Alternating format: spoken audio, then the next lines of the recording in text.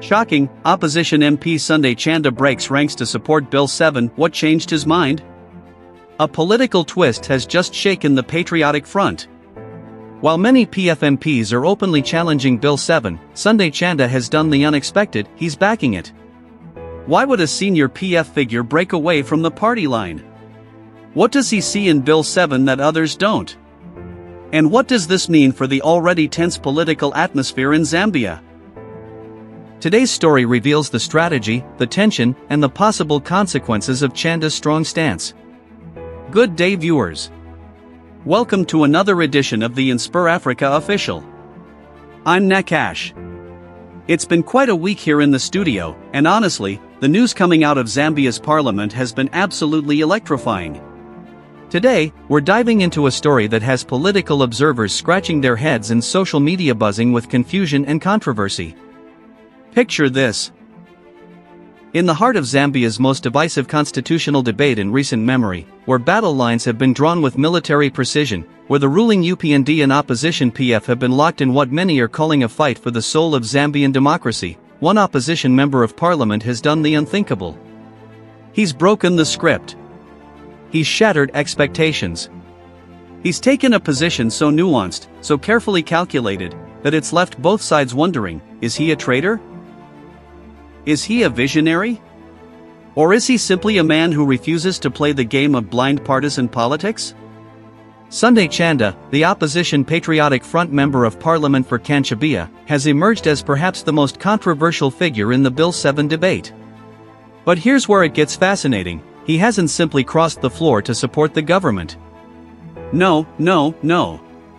What he's done is far more complex, far more interesting, and frankly, far more dangerous for someone in his position. What happens when an opposition MP says yes to creating new constituencies but screams no to eliminating by-elections? What happens when he backs population-driven reforms but wages legal war against provisions he calls a threat to direct democracy? What happens when a politician refuses to see issues in black and white, instead operating in shades of gray that make everyone uncomfortable? Is Sunday Chanda a man of principle standing alone in a sea of partisan noise? Or is he playing a dangerous political game that could cost him everything? Has he been bought, as whispers and social media allegations suggest? Or is he demonstrating a level of constitutional thinking that Zambia desperately needs but isn't quite ready for? And perhaps most critically, in a political environment where loyalty is currency and deviation is treason, can Sunday Chanda survive taking this middle ground? Or will he be crushed between two opposing forces, neither of which has room for nuance? Factual foundation, background and timeline. The revelation came to light in early December 2025, when Sunday Chanda published a detailed legal analysis supporting the creation of new constituencies under Bill 7. This wasn't a casual Facebook post or an off-the-cuff comment.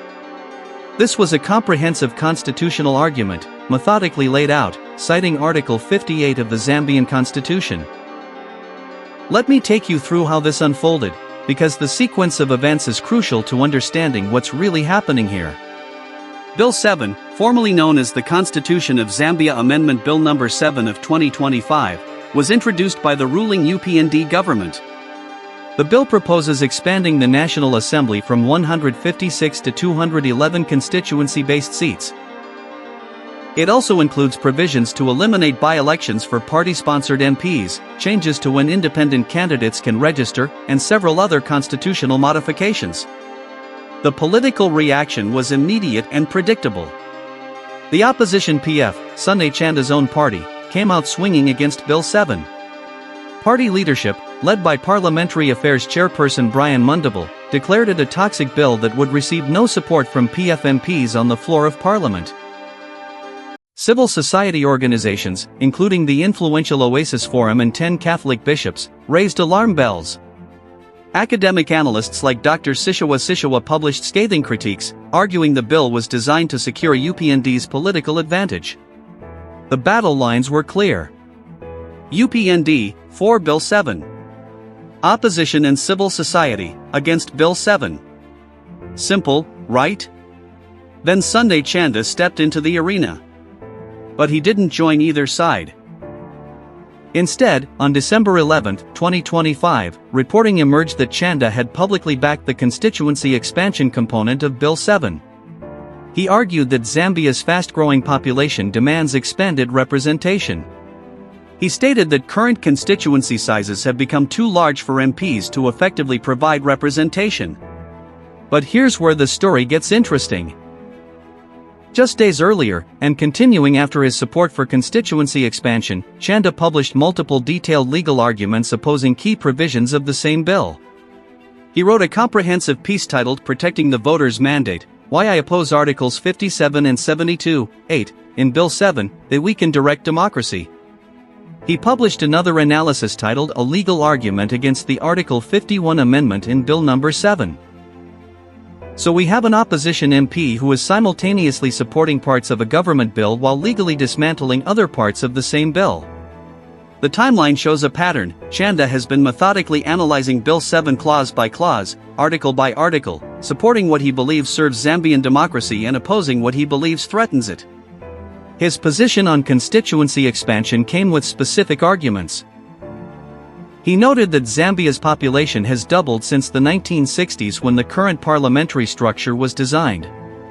He emphasized that even with 211 MPs, Zambia's parliament would remain one of the smallest in the SADC region.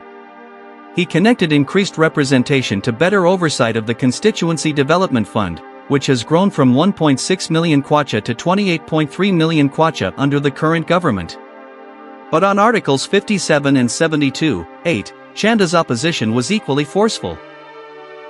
These provisions would eliminate by-elections for party-sponsored MPs, instead allowing political parties to internally select replacements when seats become vacant. Chanda argued this creates a two-tier democracy, one standard for independent MPs, who would face by-elections, and another for party MPs, whose replacements would be selected without voter participation. The Constitutional Amendment Technical Committee was established to receive public submissions on Bill 7. The bill then moved to a parliamentary select committee for clause-by-clause scrutiny. Throughout this process, Chanda has been publishing his legal analyses, making his positions known publicly before the formal parliamentary debate. This is not a man who woke up one morning and decided to flip on his party. This is a legislator who appears to have studied the bill, consulted constitutional provisions, and taken positions based on his legal analysis rather than partisan instruction. Direct evidence. Let me share with you Sunday Chanda's own words, because they paint a picture of a legislator wrestling with complex constitutional questions. In his argument supporting constituency expansion, Chanda stated, "Zambia's fast-growing population demands expanded representation." He went further, arguing that current constituency sizes have become too large for MPs to effectively provide representation, oversight, and consistent presence in their areas. He emphasized that increasing the number of MPs would reduce representational overload and bring Parliament closer to citizens, thereby improving democratic responsiveness. And then this crucial line: a country that has doubled its population and advanced economically cannot continue operating with a parliament designed in the 1960s. On the regional comparison, Chanda noted that even with the proposed increase, Zambia's parliament would remain one of the smallest in the SADC region, behind only Eswatini and Lesotho, which are significantly smaller countries. But when it came to Articles 57 and 72(8), Chanda's tone shifted dramatically. He wrote, "A close reading of the Gazetted Constitution of Zambia, Amendment, Bill No. 7 of 2025 reveals a pivotal issue at the heart of the proposed reforms. The process by which members of parliament who vacate their seats are replaced." He explained the provision this way: Article 57 proposes that, where a vacancy occurs in the office of an independent member of parliament, a by-election shall be held within 90 days. This is democratic and transparent. If an independent MP vacates a seat, the voters choose a new representative. Citizen sovereignty is upheld. But Article 72(8), he continued, sets a completely different rule for party-sponsored MPs. The political party that sponsored the member shall elect another person to replace that member. This creates a clear disparity. He laid out the comparison starkly. Independent MPs, seat becomes vacant, then by-election. Voters choose new MP, full constituency participation and scrutiny. Party-sponsored MPs, seat becomes vacant, then party selects replacement internally. No public participation. No campaign, no competition, no voter involvement. This results in a two-tier democracy, one standard for independents, another for party MPs.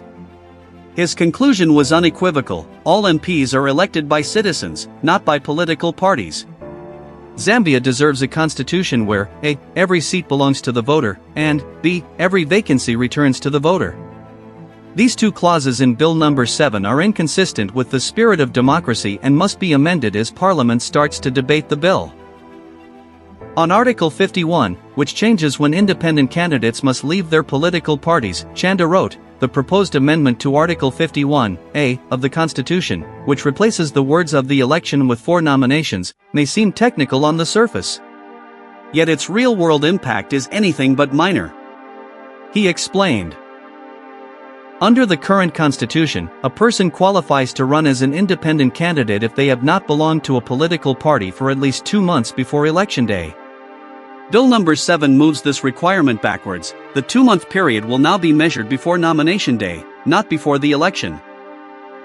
The impact, he argued, would force MPs intending to stand as independent candidates in 2026 to resign from their political party by February 2026, thereby vacating their seats 3 months before Parliament dissolves, leaving constituencies unrepresented during a crucial period of national decision-making. His legal argument continued: by shifting the disqualification date months earlier, the amendment increases the gatekeeping power of political parties, prevents aspirants from pursuing independent routes after flawed primary processes, blocks citizens who are unfairly denied party adoption, and turns internal party politics into a constitutional barrier. This is a direct contraction of political pluralism and weakens Zambia's democratic space. In one of his procedural explanations, Chanda wrote about the parliamentary process. The public should be attentive to both the bill before scrutiny and the Select Committee report, each for important and distinct reasons. Some of the most substantive changes to a bill occur because of this report. When allegations emerged on social media that he had received 3 million kwacha to support Bill 7, Chanda responded publicly on December 1, 2025. He described the claims as baseless and urged those spreading them to do better. He explained his approach. My work in Parliament has always been driven by the interests of the people of Kanchabia. Every motion I have moved, ranging from advocacy for improved conditions of service for councillors, regulation of online betting, the NAPSA lump sum and broader pension reforms, to defending the rights of minors and heavily indebted workers, has been guided by a single principle: what best serves my constituents and the Zambian people. And then this crucial statement about his position.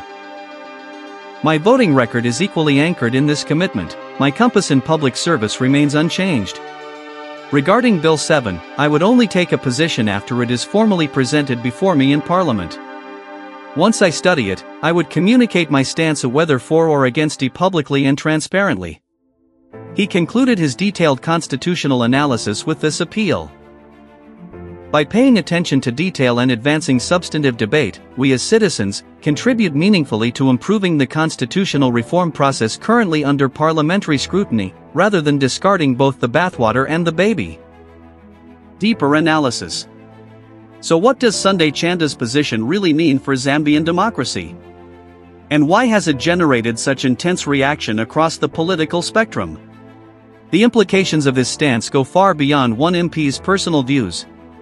What we're witnessing is a fundamental question about how democracy should function. Should political parties operate as unified blocs where members vote according to leadership directives?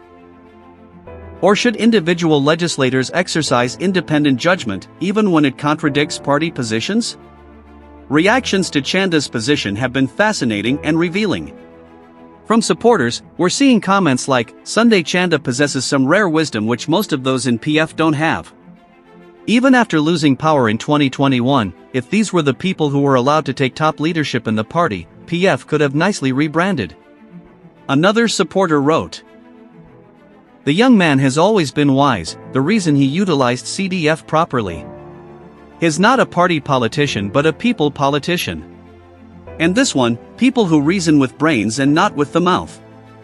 But the skeptics and critics were equally vocal. One comment read, "Defection coming up before elections next year," suggesting Chanda is positioning himself to join UPND. Others questioned his independence. Sunday Chanda, "Have you even seen the report from the technical committee?"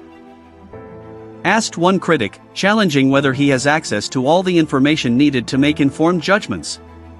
The most serious criticism came in the form of that viral social media list alleging he received 3 million kwacha, which Chanda forcefully denied. The fact that such allegations gain traction speaks to a broader political culture where nuanced positions are immediately suspect. From his own party, the PF, the reaction has been telling in its relative silence. While party leadership like Brian Mundable and Stephen Kampiango have been vocally opposing Bill 7, there hasn't been a public disciplinary action against Chanda for his partial support. This raises questions: is the party tolerating his dissent? Or are they privately concerned that he might be right on some points? The constitutional scholars and civil society organizations have been largely silent specifically on Chanda's nuanced position, though they've been vocal about Bill 7 generally. Dr. Sishawa's analysis focused on partisan manipulation of delimitation but didn't directly address the constitutional merit of expanding constituencies based on population growth. From a legal perspective, Chanda's arguments about Article 58 are difficult to dismiss. The Constitution does mandate that the Electoral Commission review constituency boundaries every 10 years. The last delimitation was completed before the 2016 Constitution came into effect. By 2026, that 10-year period will have passed, making some form of delimitation legally required. His argument about Zambia's parliament being among the smallest in SADC is factually verifiable. Even with 211 MPs, Zambia would trail countries like South Africa, Tanzania, and other regional neighbors in terms of representation relative to population. But here's where it gets complicated. Can you support constituency expansion without endorsing the entire delimitation plan? The government hasn't made public the specific distribution of the 55 new constituencies. Critics argue this lack of transparency suggests the new constituencies will disproportionately favor UPND strongholds, as Dr. Sishawa has alleged. Chanda's position seems to be, the principle of expanding constituencies is constitutionally sound and demographically justified. The specific implementation must be scrutinized transparently. And other provisions of Bill 7, particularly those eliminating by-elections, must be rejected as undemocratic. This creates a fascinating political dilemma. If Parliament were to accept Chanda's framework, Bill 7 would need to be amended to remove Articles 57, 72, 8, and the Article 51 changes, while keeping the constituency expansion and delimitation provisions. But would either side accept such a compromise? The UPND would argue that removing the by-election elimination saves them the cost of by-elections but forces party-sponsored MPs to face voters, which they might not want. The opposition would argue that even accepting constituency expansion legitimizes a delimitation process they see as partisan manipulation. The ethical questions Chanda's position raises are equally complex. Is it intellectually honest to support parts of a bill you believe is largely driven by partisan interests? Or is it intellectually dishonest to reject constitutional improvements simply because they're proposed by the opposing party? There's also the question of political calculation. Multiple observers have noted that PF MPs face uncertainty about which faction they'll represent in 2026, given the party's internal disputes. Could Chanda's nuanced position be positioning himself as an independent-minded legislator who could survive regardless of party affiliation? The broader implications for Zambian political culture are significant. If Chanda's approach gains acceptance, it could signal a shift away from rigid partisan voting toward issue-based legislative decision-making. But if he's isolated and attacked from all sides, it sends a clear message: toe the party line or be destroyed. One unresolved issue is the timing. Bill 7 is currently under Parliamentary Select Committee scrutiny. Chanda has published his legal arguments publicly, making submissions accessible to citizens before the formal parliamentary debate. This transparency is commendable. But will it influence his fellow MPs? Or will partisan pressure overwhelm constitutional arguments when the vote comes to the floor? Another ambiguity: Chanda stated in early December that he would only take his final position after Bill 7 is formally presented to him in Parliament. So are his published positions preliminary analysis subject to change? Or are they his settled views that he's preparing to defend in parliamentary debate? The question of bribery allegations cannot be completely dismissed simply because Chanda denied them. In Zambian politics, allegations of MPs being bought to support controversial bills are common. Chanda's denial was clear and forceful. But the very fact that such allegations stick to any opposition MP showing partial support for government initiatives reveals the poisoned political atmosphere. What's perhaps most revealing is the reaction from ordinary Zambians in social media comments. There's a genuine divide between those who see Chanda as principled and those who see him as calculating.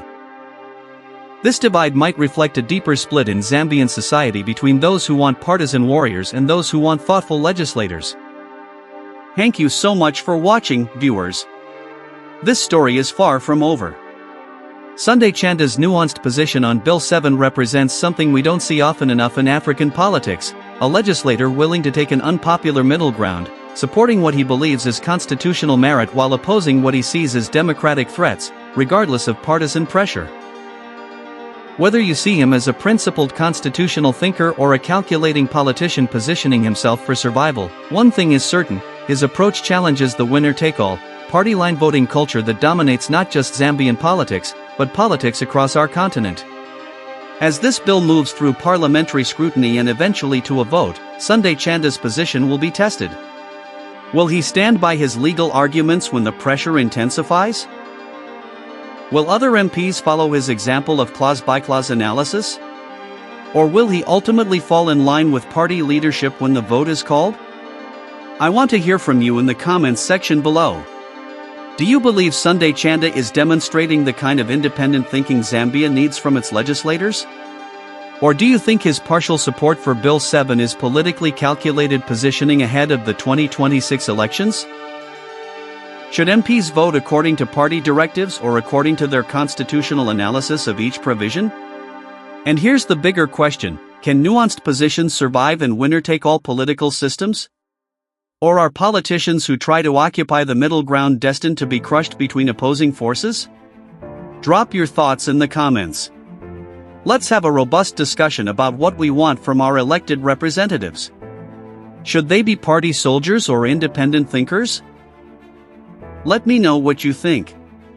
We'll be following this story closely as Bill 7 moves through Parliament. You can be sure we'll return with updates as this constitutional drama unfolds. Until then, this is Nakash signing off. Stay informed, stay engaged, and I'll see you tomorrow with more news that matters. Take care, viewers.